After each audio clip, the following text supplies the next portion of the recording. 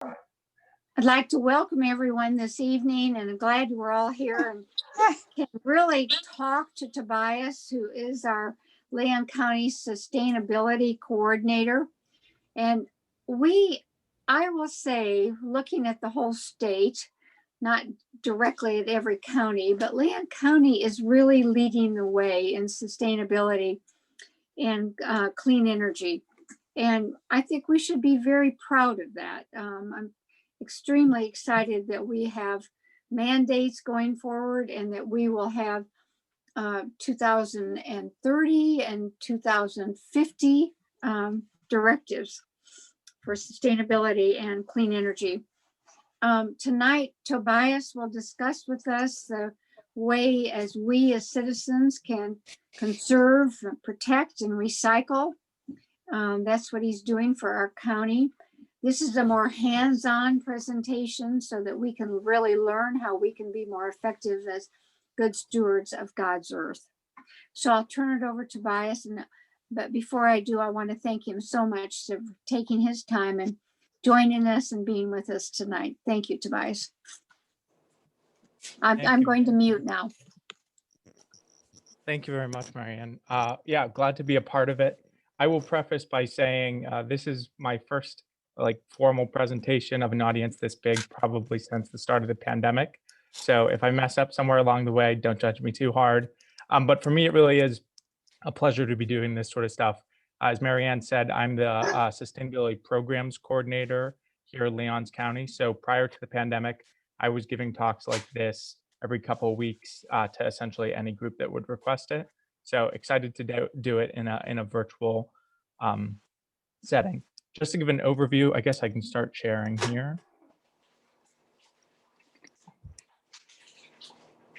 So I will actually be sharing two presentations tonight. When we get these calls, usually, people request that we come talk about recycling because that's our most public interface.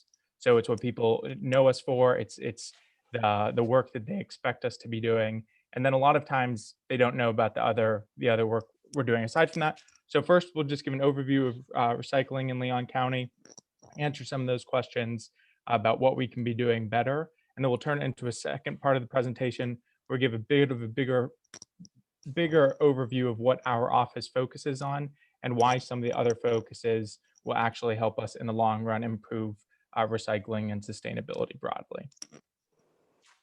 So yeah, again, we'll start. There was a video that I wanted to show. I might just scroll through it and I'll give a little audio. It has some good visuals in there about kind of the process of recycling within Leon County.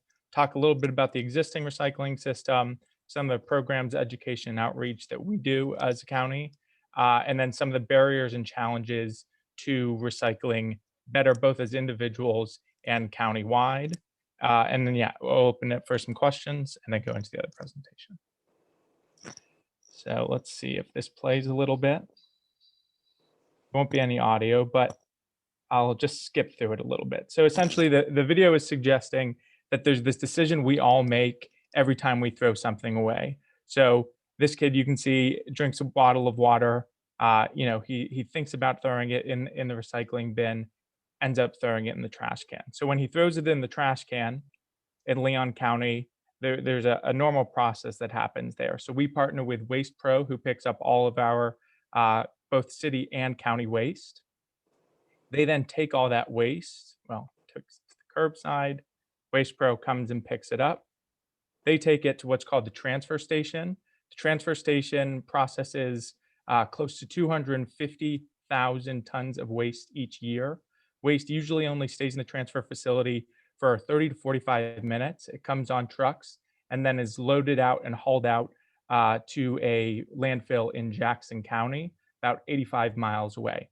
This trip takes 3.5 hours round trip, and there's 100 trucks coming into the transfer station each day, and then about 35 of these large tractor trailers shipping that all the way then up to Jackson County. And the thing with the landfill is because of how closely everything is packed within the landfill, there's very little chance for things to decompress. So this drawing here, is depicting, again, everything is so tightly packed that over time, very little of that is going to be broken down. Part of that has to do with the products that go into it. So things like plastic bags and plastic can last hundreds of years regardless of what environment it is in. But then not being exposed to weather, not being exposed to air, makes that process take even longer. So it's an ugly process, stays there a long time, and the more that we can do to divert waste before it ends up there, the better off we are.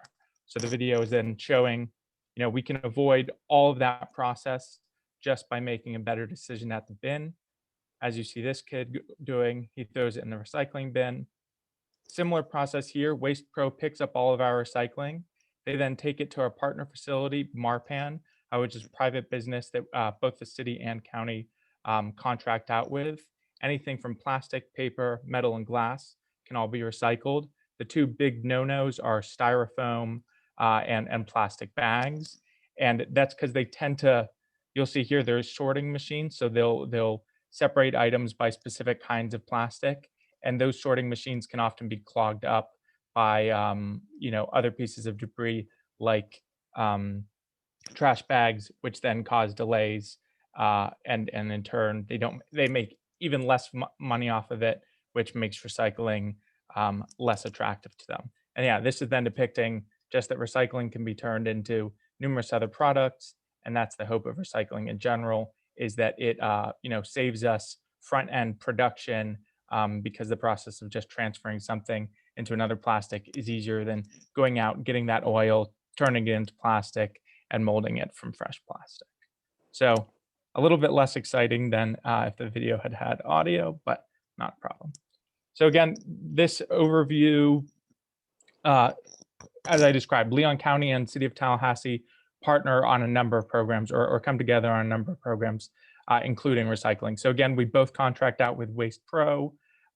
Both the city and the county offer residential and commercial recycling. The commercial recycling that the city offers is actually a little bit different.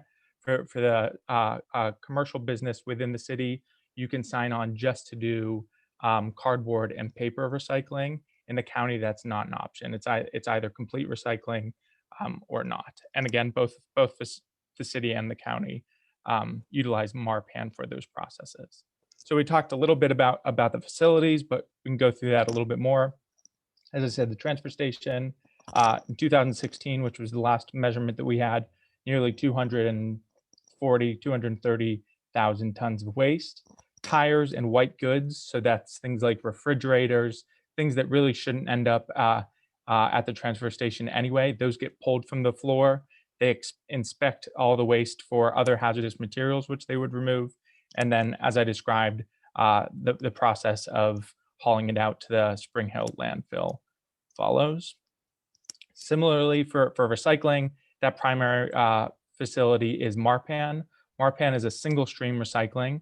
So in the US, single stream is pretty much the only form of recycling you'll hear. It means all recyclable items can go in the same bin and then are taken to the same facility. And as you can see these guys doing, then they do the job of sorting that. That's different than what you might find in a lot of European countries, where, say, every house might have 4 colored bins outside, one for glass, one for plastic, one for paper. So a lot of that sorting happens on the front end. Now, the benefit of single stream is that ideally it leads to higher participation rate. It's not very hard to do. You don't have to make that difficult decision. You just know if it falls under these couple categories, it can be recycled. The negative to it is that it's a much higher contamination rate. So if people, a common word that we use is wish cycling. So it's somebody wants to be making the right decision. They recycle an item that maybe seems like it could be recyclable, but they're really not sure. And if that slows down the process, again, whether it's getting in a machine or just creating more work for these guys to be sorting, then that level of contamination also takes the value of those recycled goods down. And then Marpan or other facilities that are doing these processes are less incentivized to be doing it. So there's a couple things that the county has tried to do to, again, we want recycling to be happening, but we want to find other ways that we can divert waste certainly from the waste stream and from that form of recycling to make it easier to lower the contamination rate and just to make sure we're handling products most appropriately. So one of those ways is our household hazardous waste. That main site is housed at the Appalachia Regional Solid Waste Facility out on Appalachia Parkway. It's open every week from September to May. There is a monthly drop-off event, so you can load your entire car up with things like paint, cleaning supplies, light bulbs, old batteries. You don't even have to get out of your car. You simply pull up. Some of our employees will open the doors, empty everything in. That's something that we have a lot of people. I think last year, some 16 or 17,000 Leon County residents took advantage of that. In that process, I believe the number last year, I was just looking, was well over 300 tons of hazardous waste was taken to the hazardous waste facility. So that's really great for us. And that number is something we see growing every year, which means that you guys as citizens are getting a better understanding of that this place exists, seeing the value in it, and then we're making those services hopefully as easily and readily available as possible. Two of the components of this household hazardous waste site are then trying to reuse or give away whatever good materials are still there to the public for free or very low cost. So one of those is the paint program. We give away thousands of remixed paint every year, completely free to the public. And then any items that come in that are still good also become available. And again, I think between the two of those, I don't remember the number exactly, but I want to say it was close to 85 tons of waste was able to be directly reused. And then most of the rest of that was just either recycled or gotten rid of in a healthier and less hazardous way. So finally, Leon County used to have its own landfill. So up until 2015,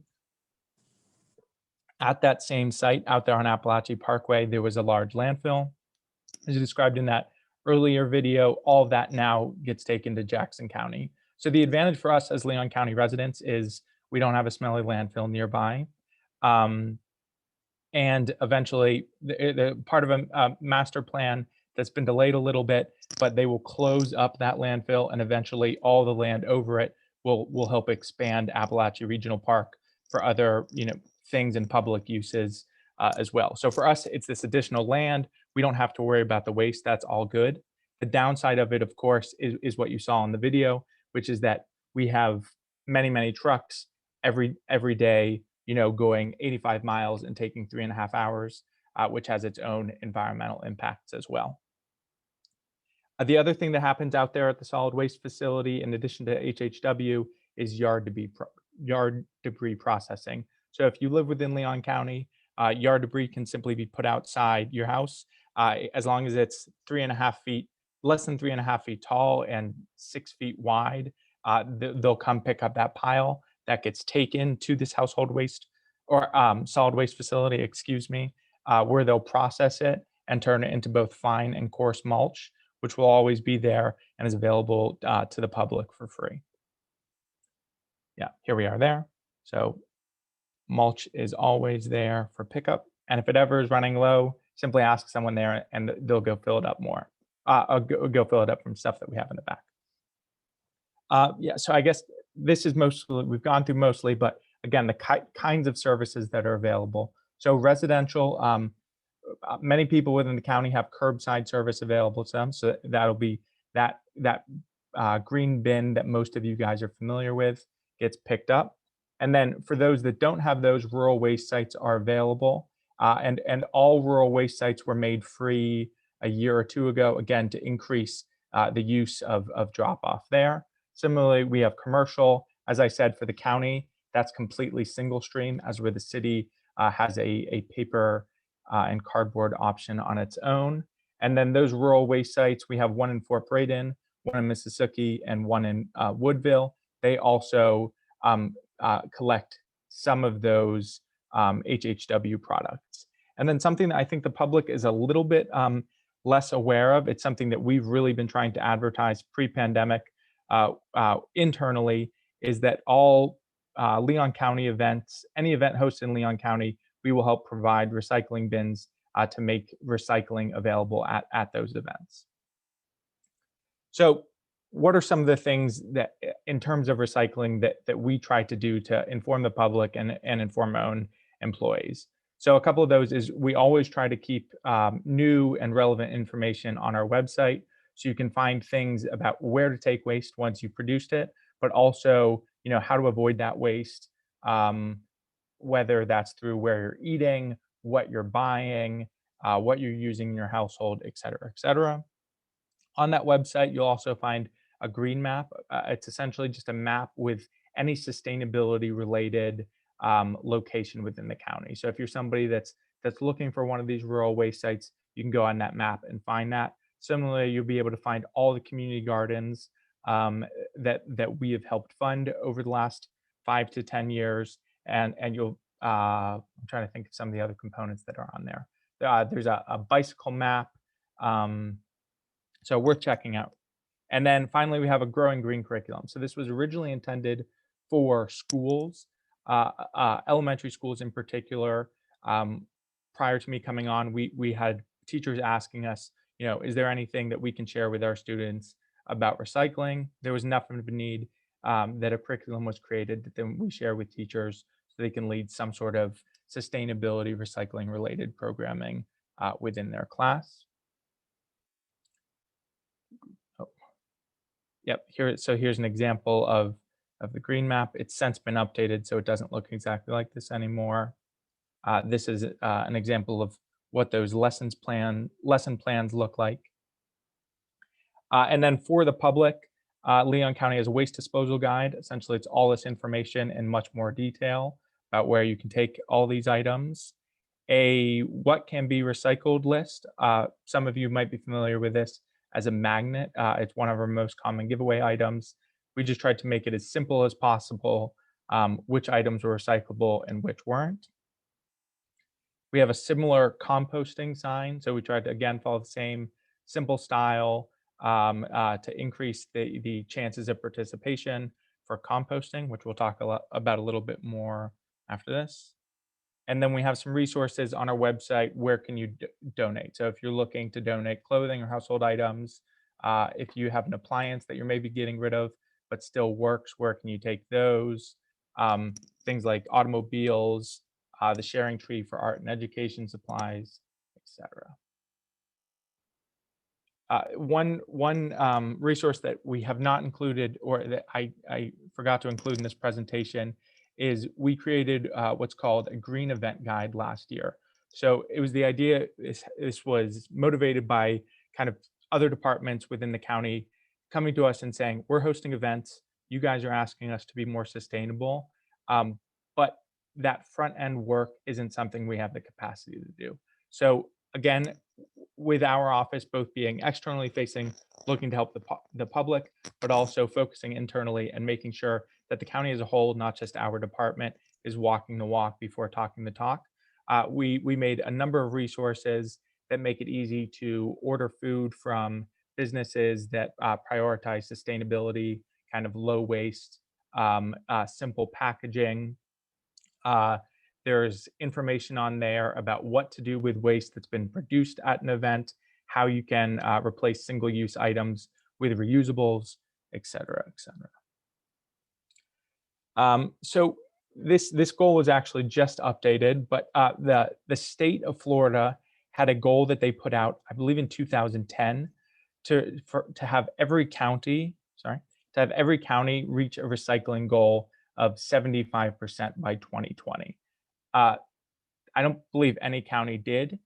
In 2017, we were at 65%. I think this year that came in a little bit lower. I want to say it was close to 63% this past year. So that's based on complete tonnage. So that's not a metric of how many people in Leon County is recycling. It's a metric of how much waste that could be recycled in Leon County is being recycled. And the biggest contributing factor to that, again, because we're talking about tonnage, is recycled construction debris. So road debris, building debris, most of that cement can be recycled. And when it is, it drastically brings up our recycling rate. So the barriers and challenges, both for us and other counties, to reaching that 75% goal are that it's a really volatile market, with volatile market prices and the commodity buyers. So a lot of people in 2018, I think, became familiar. It was on most news channels of recycling in the United States is no longer possible or something. And it's because for many years, China and other countries in Southeast Asia were taking not only recycling from the United States, but recycling from all over the world and taking that responsibility on themselves. So they would buy it from us and then essentially out of sight, out of mind. As those places realized there was just fundamentally too much trash to continue taking at those rates, and also they're all growing economies that are looking to find cleaner, more sustainable solutions as well. They didn't want to be responsible uh, uh, for hours as well. So many counties across the country stopped recycling programs completely because they simply no longer had anybody to sell it to. We are lucky in that uh, so far, at least, Marpan has been able to still work with buyers that they see an incentive to being in the game, and because of that, we have local partners that are able to use that. Again, barriers and challenges. We talked about construction and demolition debris. When we are able to do those metrics, and when construction and demolition companies share those metrics with us openly, then our recycling rate is much better. When they aren't doing that appropriately, or we can't get that information, then obviously it becomes a little bit more difficult. In terms of yard debris, just making people aware of the fact that yard debris counts as recycling. So, if you're doing work in your yard, put that on the street. All of that will go back, whether it's used in county facilities or, again, available to the public. And then, oh, I keep forgetting these photos. Sorry about that, guys. And then the other challenge within Leon County, of course, is that there's multiple municipalities and larger organizations. So we have to partner with specific ones. Again, with the city of Tallahassee right now as our main partner to process. FAMU and FSU have their own solid waste kind of formulas and the way they're doing things. So it makes the information that the public is getting not always as clear and concise as we'd like it to be. And then it's costly. The last couple years, both Marpan and Waste Pro, I believe, have come back to the city and county and said, the cost of operating is less and less appealing to us. Can you guys contribute more? So far, we have done that. But last year was also the first year that the city and the county are starting to look into long-term what other options might be available if in the next couple of years this is no longer financially feasible locally. So again, how do we get to that 75% goal? So the easiest way to do it is we talk about waste audits. So waste audits can happen on a large county scale, just as a way of figuring out how much waste is the county actually producing and what percentage of that could be diverted. Another thing that we'll talk about is waste audits can also happen on a personal scale, which helps the front end, or by helping on that front end, you're also helping the back end. Second part of this is expanding commercial recycling. So very few businesses within Leon County, especially unincorporated Leon County, recycle. Again, most of them are just seeing it as an additional cost. So our whole push is convincing these businesses of the benefits. In fact, you might even be saving money in the long run if you're producing, and if enough of the waste you're producing could be recycled, then you're saving money on trash hauling as well. Just general waste reduction strategies, again, that we try to implement here within the county and then share publicly. We work with a number of community partners. So in the summer of 2019, the Leon County or Capital Area Sustainability Compact was formed. So it's the 8 biggest organizations within Leon County. I'm always going to forget a couple of these, but it's the county, the city, FSU, TCC, FAMU, both hospitals, and Leon County schools. So all of us signed on, all those members signed on as a compact, essentially committing to pursuing more sustainable changes and developments in the future. And part of that is sharing best strategies on waste management. And then finally, changing behavior. The same reason we're having this presentation and other presentations is because, when you change the behaviors of the users, it tends to allow the whole system to operate better. So we can stop here and do a couple questions, or as many questions as you guys would like, really, about specifics of recycling or just the process in general. And then I'll switch over and give kind of an overview of other strategies for avoiding this altogether. So I'm going to stop share here.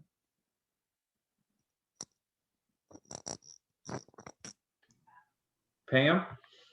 I wanted to ask you, what do you do with electronics that aren't working anymore? Yep, great question. Thank you very much, Pam. So electronics that aren't working can also go to household hazardous waste. So one thing that we encourage offices within the county to do, our office, for example, has one of these, is just a bin that sits in the corner of our office. As people have batteries or electronics that break at home, we bring them in, add that to the bin.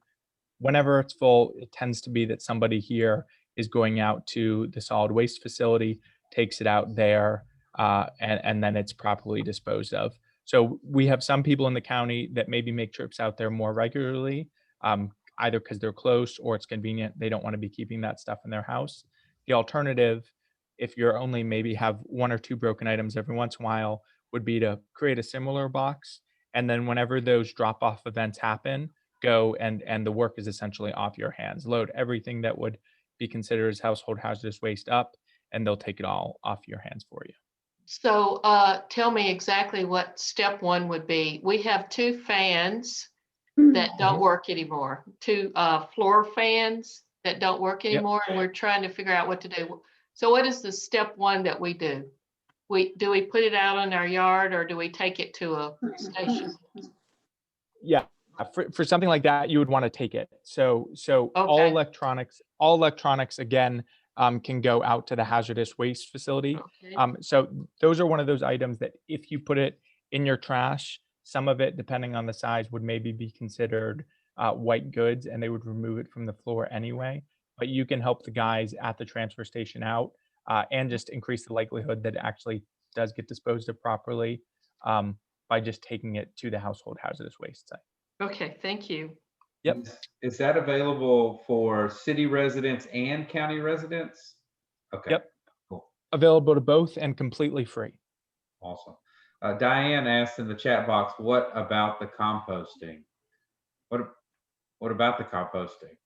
So thank you for asking that, Diane. We actually have an exciting kind of development about composting. So composting is something, again, as I said, our office started off with a focus of just recycling, and that's what we're known as. We talk a lot about the reduce, reuse, recycle within sustainability, and it's in that order for a specific reason. It's because recycling really should be your last option. So reducing is just not getting the goods in general or producing the waste in general, really, really helpful. Reusing, we usually think about that as reusing specific items. The alternative is something like compost. That food waste, if it ends up in the landfill, really has no benefit, as where if it's composted, those nutrients can then be reused, to grow something else. So we would like to get to a point where composting is very similar to recycling. Everybody has their own bin, you load it up, and when they come to pick up recycling, they also pick up compost. And then we have our own facility like we do with the household hazardous waste site. We are not there yet, and it will probably realistically be quite some time until we're there. So there has been enough public interest that in the next, I'd say 2 to 3 weeks, don't quote me on that, we'll be opening up the first compost public drop-off site that will also be housed out there at the hazardous waste facility. So it'll be directly next to the mulch piles, because we're thinking, if you're going out there for mulch, you might also take some compost with you, or if you're going there to drop off some household hazardous waste, you would maybe do it as well. In addition to that, we will be rolling out a very partial giveaway, partial reduced cost sale of both kitchen and yard composts. So traditionally, you can buy a compost bin for up to $125 for one that's rodent, prevents rodents from breaking in and lasts quite some time. We want to make that available to the public at a third of that cost. And then going forward, as we get public input, we'll look to expand more of those drop-off sites. Ideally, we get to the place where we have at least one public drop-off site in every community. So it's not the decision to drive across town. It's just on your way to the grocery store, you stop anyway. So a lot is changing there, but I think we're getting there, Diane. That's good. What about reusable food containers and that are contaminated and are not completely clean? Soap detergent containers that are not totally rinsed, do they mess up the system, or how is that sort of thing handled? Yeah, so great question. We always recommend that the cleanest you can make a container, the best, the highest likelihood that it's going to be recycled properly. And again, a lot of the times that just comes down to time. So what would happen at when it gets taken to Marpan is they're really simply sorting it. So if something's completely caked with dirt or something, maybe they throw it into the pile of just toss completely. Now, if they have a soap container, that might have a little bit of soap in the bottom, they're probably not going to take the time to open that soap container and see how much is in there. They're just going to put it in the pile. That all then gets compressed into these blocks essentially, and then gets sold to who's ever recycling that, where that cleaning process and then reshaping that in something else would be. So we want people to be cleaning it enough that it lowers the chance of contamination. We don't want them to feel like that's such a barrier that it's easier to just throw it away. So if it's between having, a speck of peanut butter in the jar and recycling it, and having, the most polished jar ever, or having a speck of peanut butter in and throwing it away versus having the most polished jar ever that you're recycling, we're going to encourage you to also recycle the one with a speck of peanut butter in it. From time to time, we hear stories of people in one house that don't do a proper job of recycling. Therefore, their recycled stuff may become contaminated. Next house, everything's good. The two get dumped together in the truck. Does that contaminate that whole truck, or? So I guess it really depends on the level of contamination. So we're talking, usually the way the routes is they're neighborhood based. So, let's say there's 100 homes. Again, this is just an example, but if there's 100 homes and, I don't know what the exact percentage of, but let's say less than 10% have a couple of contaminants, a couple of plastic bags, most of that will be sorted out at the facility. That's not an issue. I will say there are communities, or at least one community within Leon County, where the number of residents that recycle, but then recycle poorly, is so high that they immediately take that recycling truck to the transfer station and just put it in as waste. So they go there knowing that recycling is immediately going to be thrown away. So yeah, we just ask that residents do their part, and maybe you notice your neighbor, without being too nosy and looking into other people's stuff, but always has plastic bags spilling out. Feel free to have that conversation with them, or just say, hey, just so you know, plastic bags, although it is plastic, the bags themselves aren't recyclable. What if we bag our recycling? What if we bag our recycling, Tobias, like in a big bag? Yeah. We would ask that you don't do it. And if you do, because say it's more convenient inside, you have a recycle bin with a bag next to a trash can with a bag, then when you take it outside and you're putting it in that bin, empty it out. So it's the same thing we do here. We have essentially this giant container in the office that people load their recyclables all week. And then every Friday, I take that trash bag out to our recycle, just empty it out into the recycling container, and we keep using that bag over and over again. So we have a question from Wally Bell in the chat box. Will the site on Mahan be open Saturday? That is a good question. I don't know in terms of, I tend not to know in terms of hours. Usually most of our sites are just during the week, traditional business hours. Pam? I wanted to ask you why they had the cross-country state area right next to the hazardous waste dump on Appalachia. So part of it is that the way that hazardous waste is processed is that it's processed in a way that it's not affecting anything really beyond the building.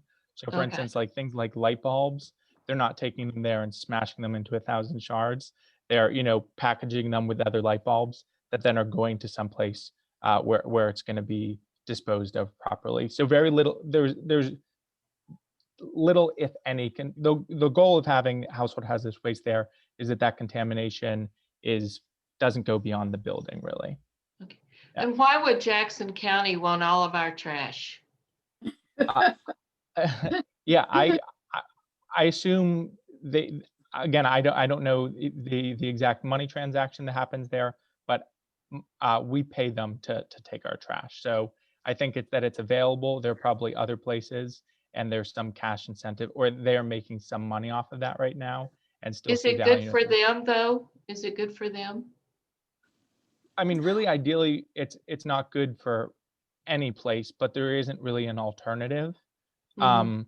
So part of the discussion around landfills in general is that in close to large populations, they are probably do more harm than in more rural areas. So I would say that was probably one of the bigger motivations of moving it outside of Tallahassee. I see. Thank you. Tobias, are other counties also using that landfill in Jackson County?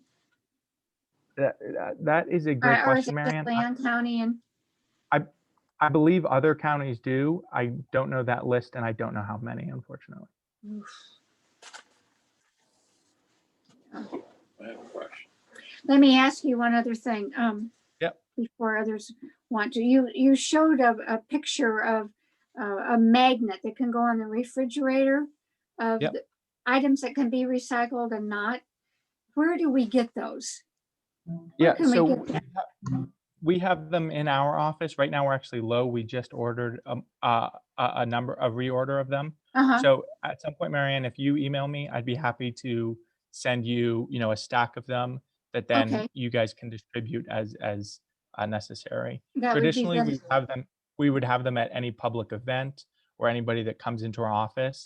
But Okay. as you guys know, we're not really doing all that many public events, Right. and we're not encouraging people to come into our office. I'll email you. Thank you. Great. And if you're looking just to have the graphic in the meantime, you can find it on our website. There's a section on there called waste reduction. And you'll be able to find that graphic as well as the compost on there. Waste reduction. Yep. Okay, thanks. Okay, Duncan. Question. First, thank you for just a shocking presentation to this old guy that's lived here for 30 plus years, and I was just essentially unaware of the magnitude of your program. But my question is, does every county have a program similar to this? Maybe not as sophisticated, but if I ran the state, which I don't do, I would want all counties to have a coordinated program such as this. So Yeah. Are you under any pressure to cooperate with other counties to coordinate the movement of trash and so forth? Is there a state So- program? As far as I'm aware, there's no, say, state program where every county is signing on and sharing best practices. One thing, we are part of a nationwide sustainability network, and then also a Florida-wide sustainability network. So a lot of what happens in there is sharing best practices. The thing here with us as the sustainability department is we're not actually the ones operating any of these services. So we're kind of like the public entity that shares information about this. And then we also try, I mean, it's housed under the Office of Resource Stewardship, but my role and Tessa's role really has nothing to do with where stuff gets shipped, how it gets picked up and stuff like that. There is collaboration on more of that direct waste management side of it. And I would say, again, without knowing specifically what other counties are doing, it's every county's goal to process waste in the most sustainable way possible. That's also not losing them a ton of money. And some places are able to do that better because of people are having a private facility like Marpan close by that's willing to work with them, having places in the area that would buy and actually recycle and reuse that material. So it is very location based.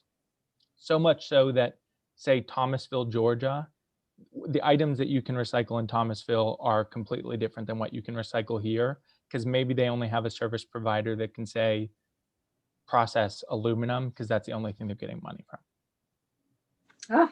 Dot. I want to thank you for the Helping Hands program. I have a steep driveway, and for several years now, I've been unable to roll my cans up to the road. And so the Helping Hands program, which enables them to come down and get them, make a huge difference. That's great, Dorothy. We're so glad to hear that. I actually was not familiar with the Helping Hands program, but for us, it means a lot. A, that even though you're not able to do that, you're still recycling, and then to know that there's a program and people in the community that help make that possible. That's great to hear. Thank you. That's wonderful. Pam? Tobias, I want to ask you what your background is. Did you major in environmental ethics in college? How did you get interested in all this? Yeah, so I guess the story I always tell is, for me, it started off just as kind of a way of life. Both my parents were hippies, so Yeah. that rubbed off on us. I grew up, and it was just the norm. I remember in elementary school finding out that I had classmates that didn't recycle, and that was a completely foreign concept to me, because if I threw recyclable in the trash, I'd be hearing it from my dad. Similarly, we composted at the house, we had gardens at the house. So there was just enough that sustainability was kind of baked into my life. And then as I got older, I did quite a bit of traveling. I'm part German, and German system of recycling. Oh, yes. Yeah, it's completely different. So I My think son went to college there, and they had to recycle food scraps, I remember. Right. So that kind of sparked the interest a little bit more professionally, I guess, which is just that, there is a better way to do this. Mhm. And then in school, I went to the University of Pittsburgh for undergrad, and I majored in sociology and urban planning. So urban planning is, closely connected to sustainability, and that a lot of the goals of sustainability are similar to certain sections of planning. And then sociology, I'm just generally interested in how people operate as a community, and how we can utilize those connections for the public good. Dan? Yeah. Yeah, I'd really like to hear more about the composting programs. I've got a compost bin in the backyard, but I can't believe people would give their compost away. That's what I don't understand. But did I understand that you're going to be selling compost bins for a reduced price? Is that what I understand it, Tobias?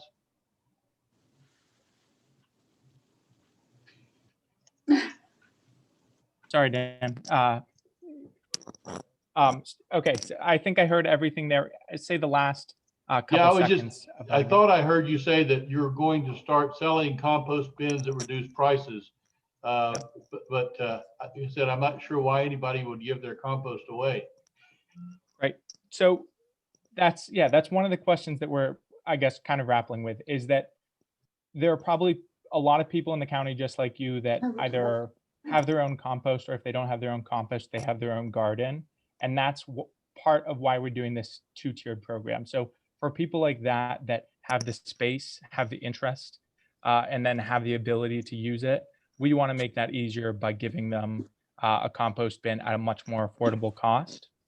Then for other people like college students who maybe don't have a garden and don't have the space, but because they care about sustainability in general, we're hoping that maybe they make the decision to go to one of these sites and contribute to that.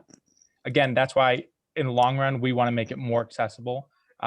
You know, it shouldn't be a barrier that just because you don't have a car or can't afford gas, you can't compost. So initially, all that compost, we will be using it for county operations. If it gets to the point where there's way more compost than we know how to use, and a lot of the feedback we're getting from the public is, hey, I'm contributing to this, I want some of this as well, then we're open to finding a way, you know, again, we're in the very early stages, but maybe something as simple as, you know, hole punching system. So every 10 times you go drop off, you get X pounds of compost after 6 months or something. So the beauty of this being a pilot project is there's a lot of ways it can go in the next year, in the next 5 years. And most, if not all of that, is going to be informed by public input and then public use. So the more use and the more feedback we get, you know, we're hoping we can make it a more efficient program. Thanks for the question, Dan. It's not just college students, Tobias. We're not gonna garden. That's not gonna happen. But I would give you the things that you can make compost and gladly let someone else compost. Good. We're glad to hear that. We're hoping it's more than not just. Good. Yeah, if it cuts down on my trash, we're good with it. Right.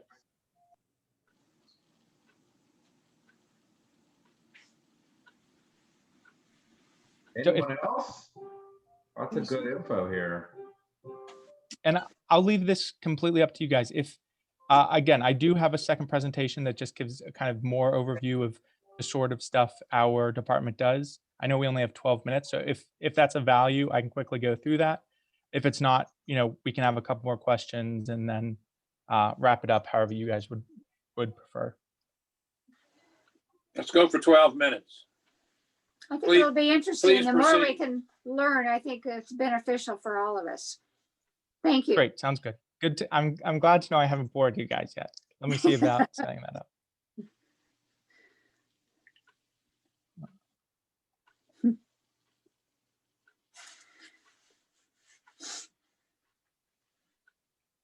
All right.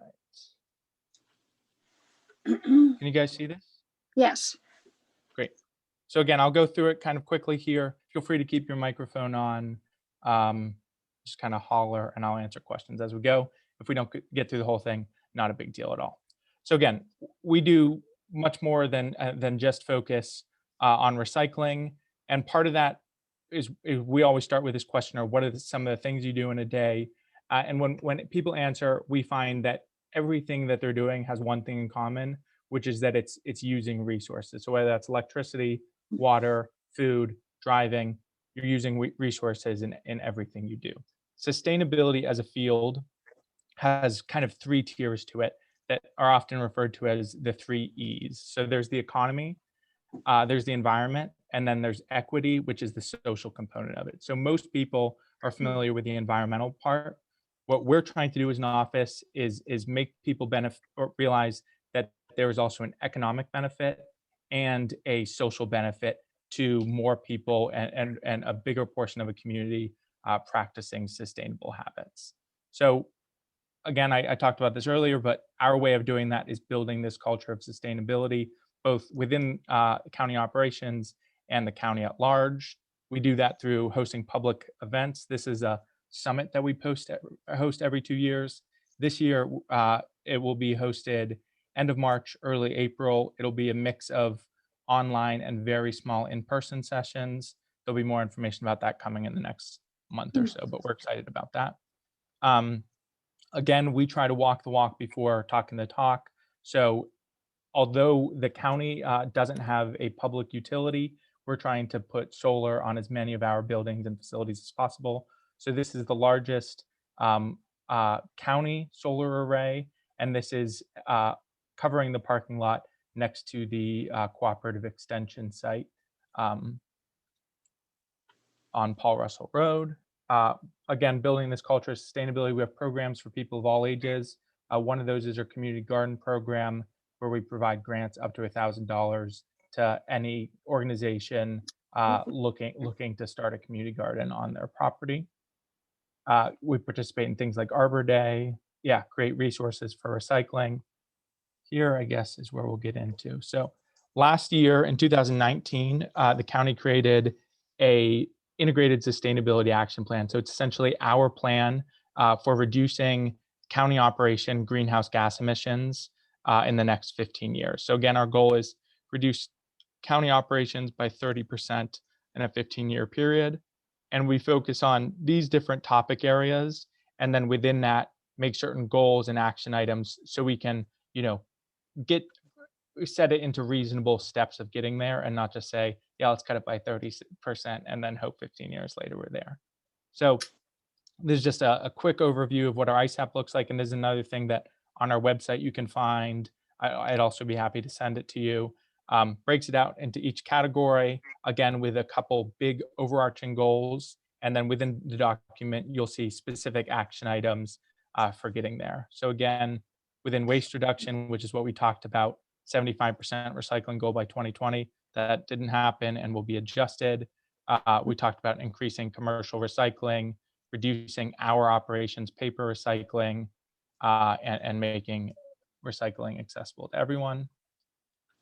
More stuff here about food systems and our employee engagement.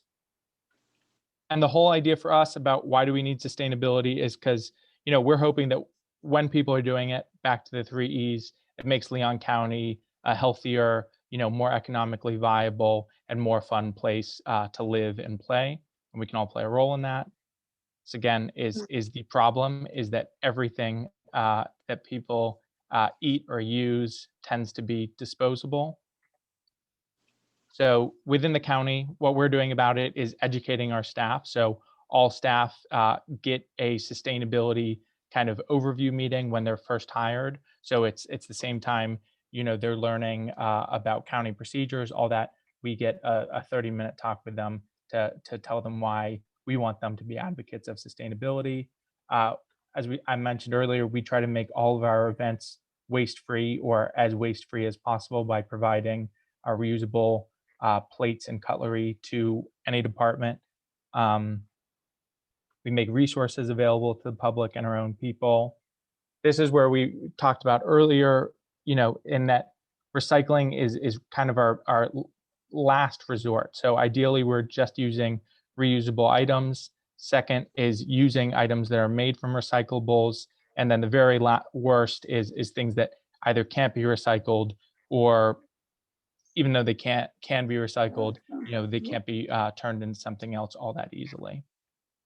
This was the green event checklist that I talked about earlier. So again, just giving people kind of simple methods for simple kind of actions to take to make an event that they're hosting a little bit more sustainable and less waste heavy.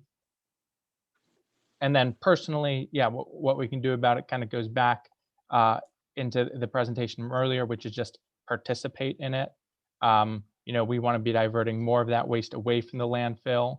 And the EPA has suggested that some 75% of the stuff that ends up in the garbage can be recycled in some way or another. So again, a lot of that is that road debris. Some of it is just the items you're thinking about that people aren't recycling, and then things like household hazardous waste as well.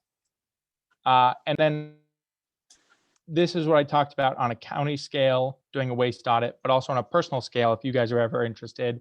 The best way to figure out how you can do a better job of recycling, reducing, all that is first just to know how good of a job you're doing. So it sounds, a little mundane or silly, but over the course of a week or even just a day, and then multiplying it, tracking what you're using and what you're throwing away, and then identifying, maybe opportunities to reduce that. So you find you have 50 grocery bags at the end of each week, that can be pretty easily replaced by just investing in 1 or 2 recyclables.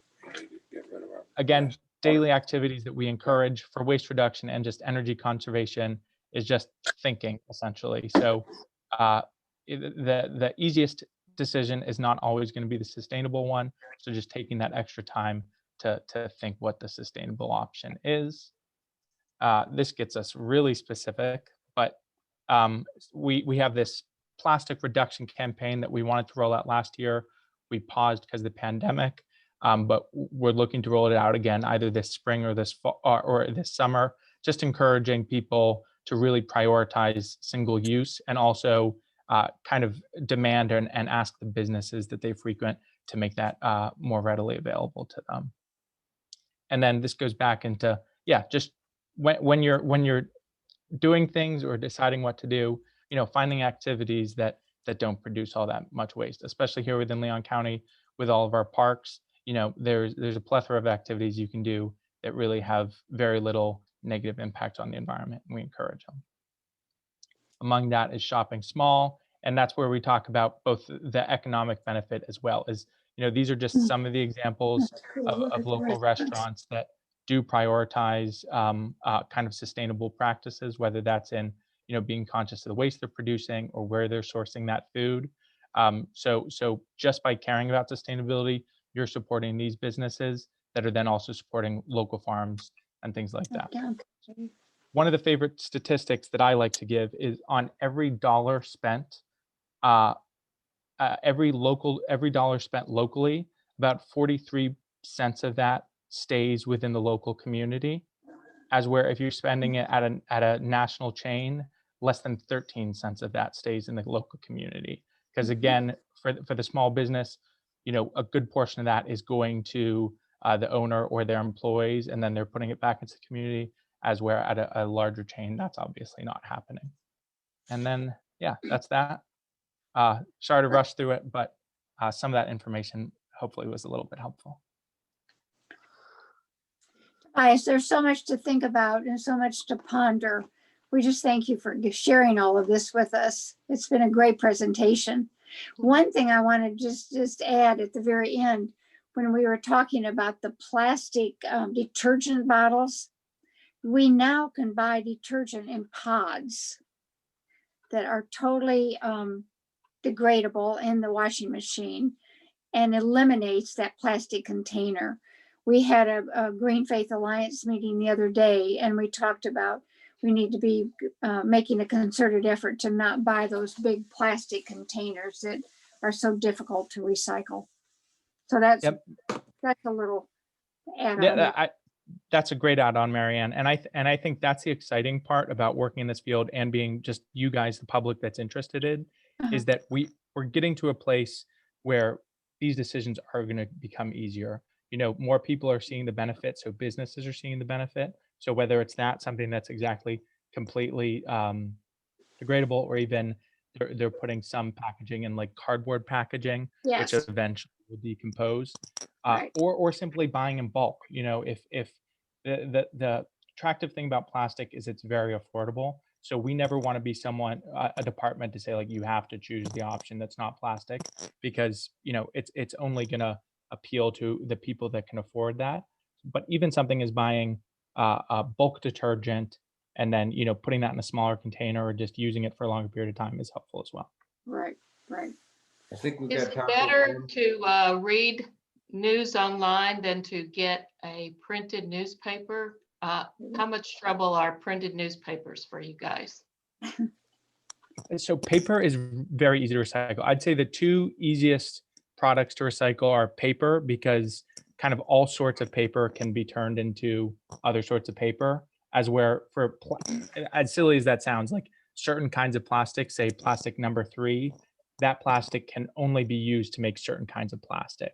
So aluminum and paper are the two recyclables that are most likely to be turned into other recycled goods, and not just say, a plastic park bench or something like that. I think we've got time for one more. Amy, I see your hand up. I just wanted to say that I saw a video on YouTube yesterday about turning potato chip bags that have the silver on the inside into emergency blankets. You open them up, put them in the washing machine, get them real clean, and meld them together into a large thing, and they're being used by a lot of people around the country for emergency blankets. And that's another area. There's a company called TerraCycle, which its focus is to find small items like that there's a lot of. They know chip bags is not something that's going to go away anytime soon.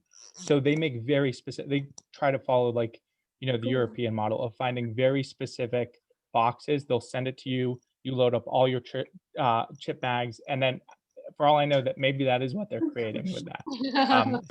Well, the lady in definitely England who creative who audit. does those bags really big time has people sending them to her from all over the world.